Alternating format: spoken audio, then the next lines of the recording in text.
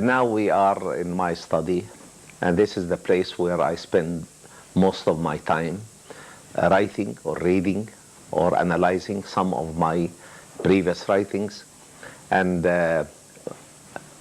probably the best time I spend in this part of the house between Fajr time and 10 o'clock in the morning, where everything is peaceful and quiet. I don't have many interruptions. I don't have many telephone calls, or I don't have many visitors calling to my house. So really, this is the most beloved part in the house, the closest part to my heart. And I love being here. I enjoy being here. The most enjoyment I can get is from reading or writing or revising some of my previous writings.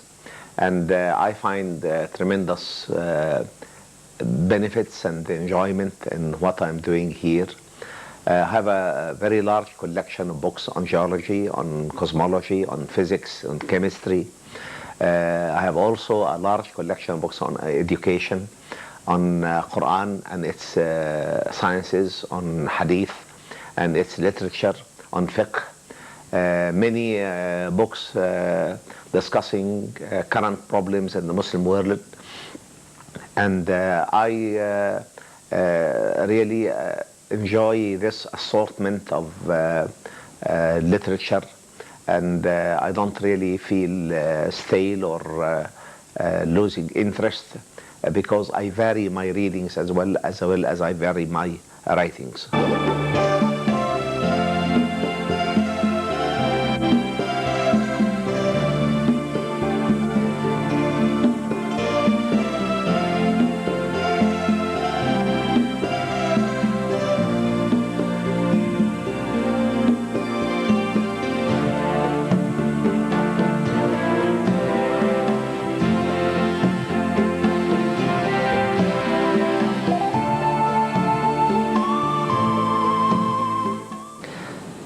I started writing in Al-Ahram, a weekly article on Monday on scientific facts revealed in the Holy Quran.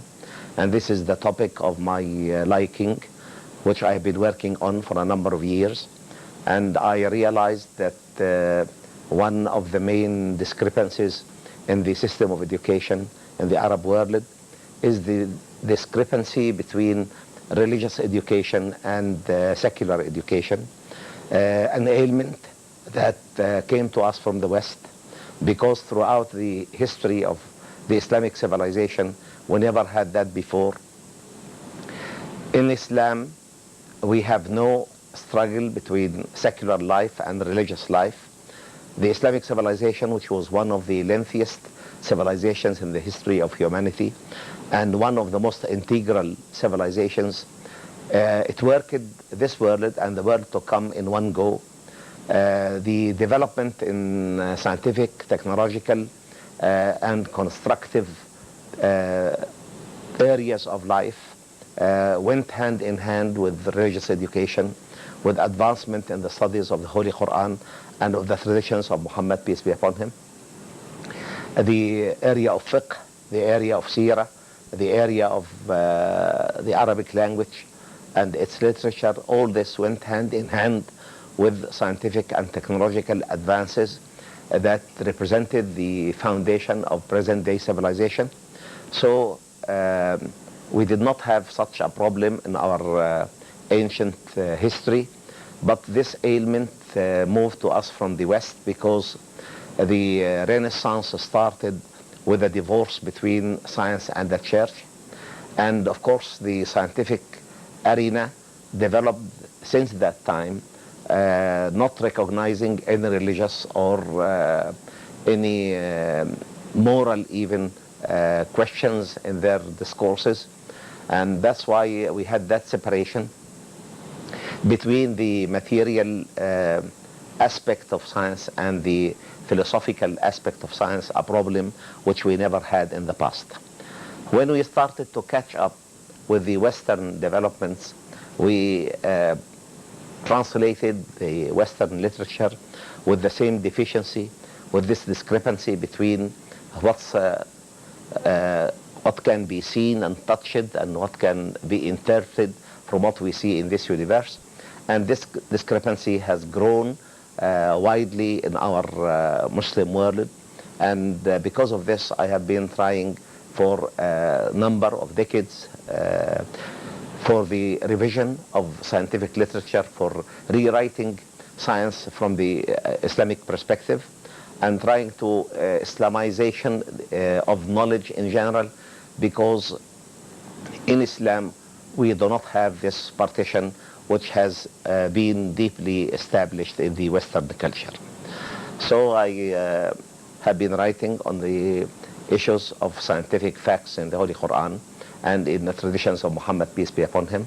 And I think this knowledge is going to be translated, inshallah, into English, into French, into German, into Japanese language, into Spanish, because I think this will be a new enlightenment for the scholars of our time, which have been brought up to separate between whatever is religious and whatever is secular, and confine themselves in one of these two areas without having a bridge.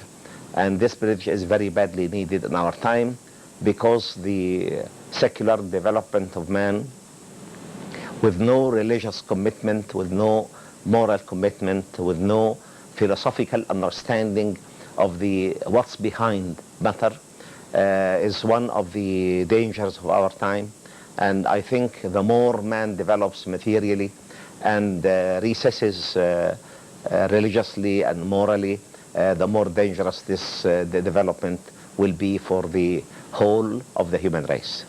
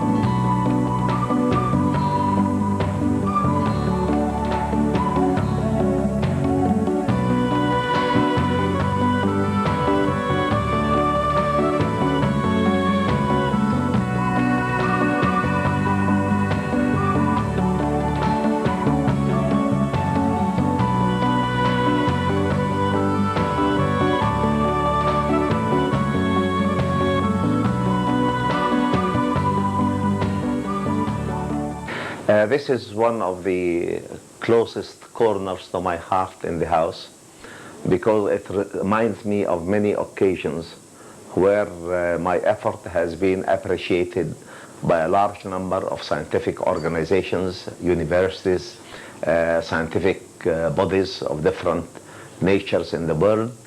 And of course, this is a very gratifying moment to look back at these days when your scientific effort has been accepted and has been appreciated and has been welcomed by people in your own area and your own field.